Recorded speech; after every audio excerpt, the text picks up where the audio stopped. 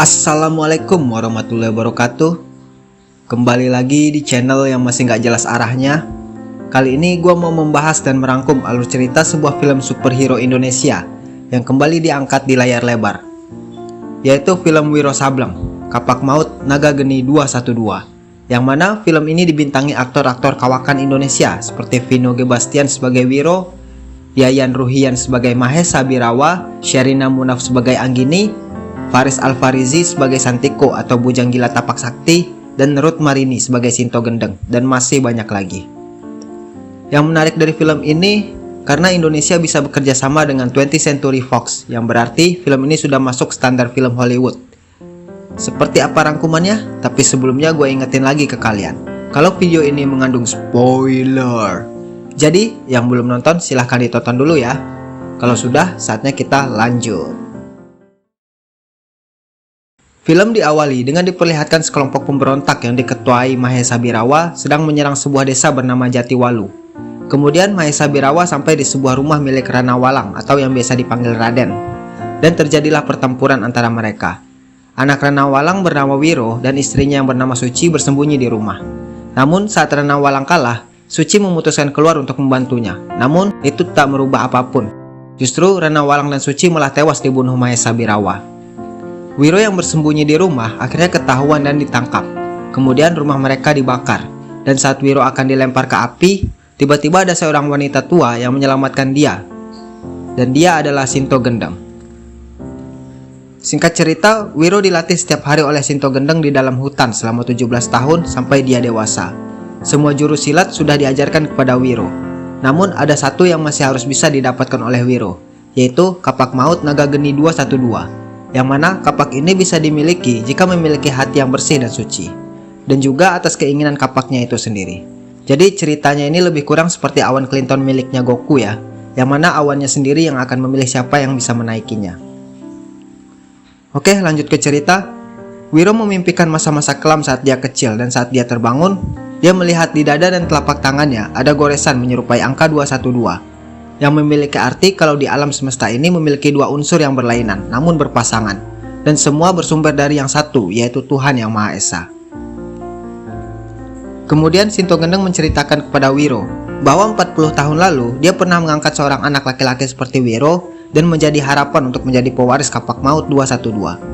Namun harapan yang besar juga menjadi kekecewaan yang besar, karena di suatu hari saat Sinto Gendeng pulang, dia melihat muridnya mencuri Kapak Maut 212 yang kemudian dihadang oleh Sinto Gendeng. Dengan rasa kecewa, Sinto Gendeng mengusir muridnya itu, dan dialah Mahesa Birawa. Kemudian Wiro ditugaskan untuk mencari Mahesa Birawa tersebut. Kemudian scene berpindah ke sebuah desa bernama Kalijaga. Sang raja bernama Kamandaka mendapatkan kabar kalau sedang ada pergerakan mencurigakan menuju desa. Sang raja sangat khawatir karena Putri Rara Murni dan pangeran masih berada di perjalanan pulang kembali dari berlatih. Kemudian penasehat raja meminta untuk mengerahkan panglima untuk menjemput pangeran agar bisa sampai dengan selamat. Perjalanan Wiro pun dimulai. Di perjalanan, Wiro dihampiri oleh seorang pria tua pemabuk berjuluk Dewa Tuak dan muridnya bernama Anggini, dan menyuruh Anggini untuk mengikuti perjalanan Wiro untuk mencari Mahesa Birawa.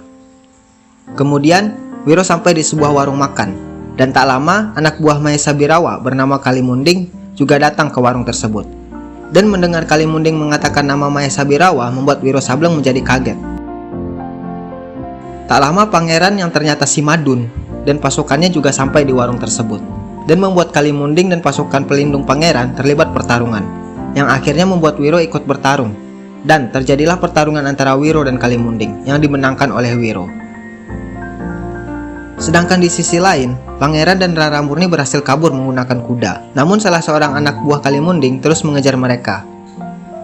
Kemudian Wiro pun ikut mengejar mereka, dan sampailah di sebuah hutan sunyi, dan di sana Wiro bertemu dengan Babe Cabita.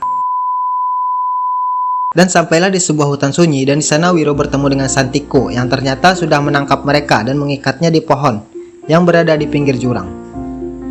Dan akhirnya mereka jatuh ke sungai yang berada di dasar jurang. Di sini Anggini juga sudah berhasil mengejar Wiro ya, yang mengira kalau Santiko itu adalah Mahesa Birawa. Jadi dia langsung menyerang begitu aja saat Wiro dan Santiko sedang bertarung. Sedangkan di sisi lain, sang pangeran tertangkap oleh anak buah Kalimunding. Sedangkan di markas Mahesa Birawa ingin mensabotasi dan menghancurkan kerajaan yang ternyata dibantu oleh orang dalam dari kerajaan. Dia adalah panglima kerajaan yang diutus penasehat untuk menjemput pangeran. Yang kemudian terjadi perselisihan dengan anak buah Mahesa lainnya bernama Ki Pranalewu. Gua nggak tahu namanya sih. Goblok! Kalimunding kembali ke markas dan mengadukan keberadaan seorang pendekar kapak maut naga geni bernama Wiro dan membuat Mahesa Birawa terkejut. Kemudian Mahesa menyuruh salah seorang anak buahnya untuk mencari keberadaan Wiro. Kemudian scene kembali berpindah ke Wiro yang tiba-tiba didatangi oleh seorang wanita yang bernama Bidadari Angin Timur, yang mengatakan kalau Wiro harus menyelamatkan negeri ini dari pertumpahan darah karena pendekar golongan hitam dipimpin oleh Mahesa Birawa, yang mana ini menjadi keterkaitan dengan Wiro Sableng. Akhirnya mereka kembali berkumpul dan melanjutkan perjalanan. Dan akhirnya mereka bertemu dengan pangeran yang menjadi sandera untuk tebusan kepada raja. Namun saat ingin membebaskan sang pangeran, mereka dihadang oleh anak buah Mahesa yang bisa menghipnotis mereka dengan racun. Kemudian Wiro disadarkan Anggini dan meniup kapak maut sehingga sang musuh menjadi ketahuan. Di sini efek pertarungannya keren banget sih. Gua mikir ini udah kualitas Hollywood banget sih. Kemudian Wiro dan teman-temannya berhasil mengalahkan anak buah Mahesa dan berhasil menyelamatkan pangeran. Kemudian mereka melanjutkan perjalanan dan saat sampai di Jatiwalu, mereka melihat desa sudah hangus dan rata dengan tanah. Kemudian di kerajaan, sang raja pergi menemui Mahesa Birawa dengan kawalan penuh sambil membawa emas untuk tebusan sang pangeran. Namun ternyata pangeran tidak berada di sana. Justru panglima kerajaan yang berkhianat yang berada di sana, dan itu membuat sang raja marah dan akhirnya terjadi pertempuran antara pasukan kerajaan dan anak buah dari Mahesa Birawa. Tak lama kemudian Wiro Sableng dan teman-temannya juga sampai di sana dan langsung dihadang oleh Birawa sendiri. Dan terjadilah pertarungan sengit antara Wiro dan Birawa. Namun tim Wiro dan pasukan kerajaan mengalami kekalahan. Putri Raramurni pun tewas saat ingin menyelamatkan Anggini, yang akhirnya membuat mereka harus mundur dari pertempuran. Dan Wiro pun sekarat karena racun dari pukulan Mahesa Birawa. Di saat raja tidak berada di tempat, sang penasehat pun ternyata juga berkhianat dan mencoba melengsarkan kekuasaan raja dengan menangkap permaisuri. Akhirnya kerajaan pun dapat dikuasai oleh Mahesa Birawa dan tahta kerajaan menjadi milik penasehat raja yang berkhianat, yang mana dia adalah adik dari sang raja Kamandaka itu sendiri. Setelah merasa baikan, Wiro dan tim bersama raja dan pasukannya yang selamat mulai memikirkan taktik untuk menerobos dan menyerang balik kerajaan yang sudah dikuasai Mahesa Birawa dan pasukannya saat merayakan pesta kemenangan mereka. Anggini berperan sebagai orang yang menaklukkan para pasukan yang berjaga di gerbang, sedangkan Wiro dan Santiko menyamar menjadi penari topeng yang akan menghibur sang raja, dan pasukan yang lain menghabisi sisanya agar mereka bisa menuju ke singgasana. Namun Wiro dan Santiko akhirnya ketahuan, yang akhirnya mereka harus kabur dari pasukan Mahesa Birawa yang jumlahnya lebih banyak.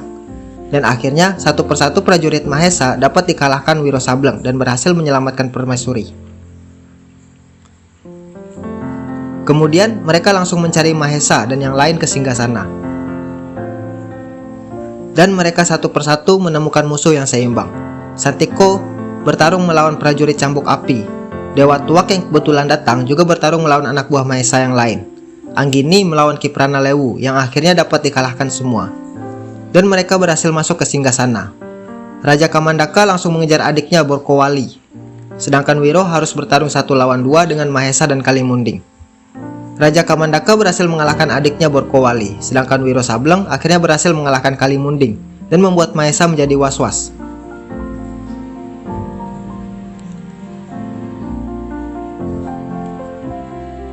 Dan akhirnya pertarungan sengit antara Wiro dan Mahesa Birawa terjadi.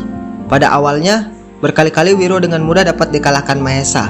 Namun saat Mahesa ingin mengakhiri pertarungan dengan pukulan mautnya, kapak naga geni menyelamatkan Wiro. Kemudian Wiro menggunakan jurus seruling sakti dari kapak untuk mengalahkan Mahesa. Coba kita dengar dulu seperti apa sih.